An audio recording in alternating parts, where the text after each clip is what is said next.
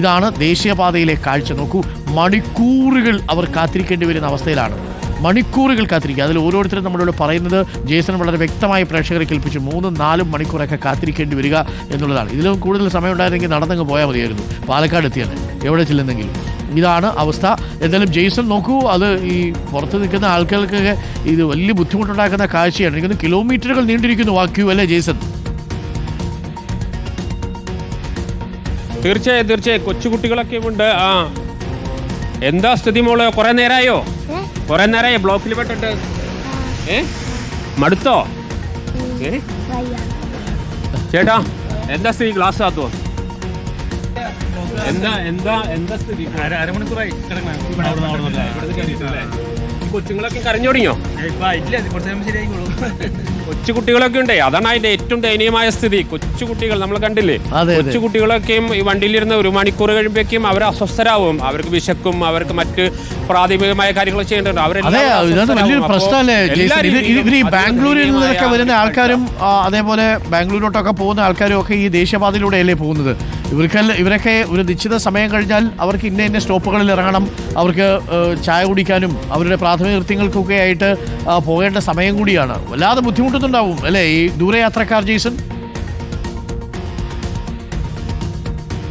അതെ, തീർച്ചയായും നമ്മൾ വീണ്ടും പറയുന്നത് യാത്രകൾ ഒഴിവാക്കാൻ കഴിയുമെങ്കിൽ അത് ഒഴിവാക്കണമെന്ന് തന്നെയാണ്. കാരണം അത്രയേറെ പ്രതിസന്ധിയും പ്രയാസവും നിറഞ്ഞ യാത്രകളാണ് ഇപ്പോൾ ഈ ദേശീയപാതയിൽ കണ്ടുകൊണ്ടിരിക്കുന്നത്. നമുക്ക് ഒരാൾക്കും ഇതൊരു പരിഹാരം കാണാൻ കഴിയില്ല.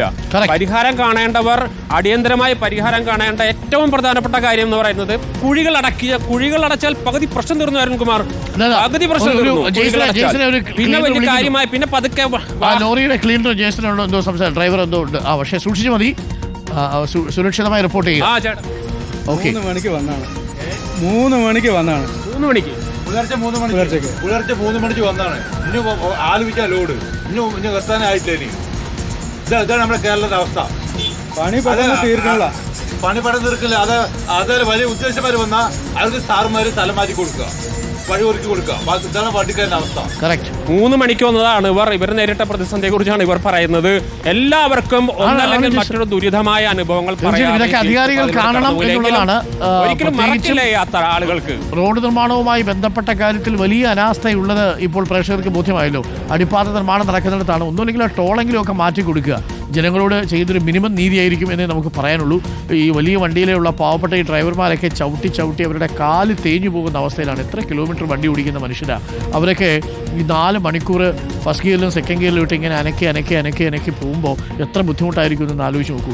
ആശുപത്രിയിൽ പോകേണ്ടവരുണ്ടാവും, കല്യാണത്തിന് പോകേണ്ടവരുണ്ടാവും, ജോലിയിൽ പോകേണ്ടവരുണ്ടാവും, സ്കൂളിൽ പോകേണ്ടവരുണ്ടാവും, അത്യാവശ്യമായിട്ട് ഓഫീസിൽ ജോയിൻ ചെയ്യേണ്ടവരുണ്ടാവും, പുതിയ സങ്കല്പങ്ങളുമായിട്ട് പോകേണ്ടവരുണ്ടാവും, വീട്ടിൽ നിന്ന് ഭാര്യയെടുത്ത് പിണങ്ങി ഇറങ്ങിയവരുണ്ടാവും, ഇങ്ങനെ ഭർത്താവിനോട് പിണങ്ങി ഇറങ്ങിയവരുണ്ടാവും. ഇങ്ങനെ വിവിധ ആവശ്യങ്ങളിലാണല്ലോ മനുഷ്യരുടെ യാത്ര എന്നൊക്കെ പറയുന്നത്. ആ യാത്ര തീരാ ദുരിതമായി മാറുകയാണ്. മണ്ണുത്തി ഭാഗത്ത്, പട്ടിക്കാട് ഭാഗത്ത് 3-4 മണിക്കൂറായി വലിയ ട്രാഫിക് ബ്ലോക്കാണ് എന്നാണ് ജെയ്സൺ ചമോളത്തിൽ റിപ്പോർട്ട് ചെയ്യുന്നത്. മണ്ണുത്തി പട്ടിക്കാട് വഴി പോകാനിറങ്ങുന്നവരുണ്ടെങ്കിൽ നിങ്ങൾ സൂക്ഷിച്ചിറങ്ങിയാൽ മതി. കുറച്ചൊക്കെ കഴിഞ്ഞ് റിലാക്സ്ഡ് ആയിട്ട് ഇറങ്ങിയാൽ മതി. തിരക്കൊന്നും കഴിയട്ടെ.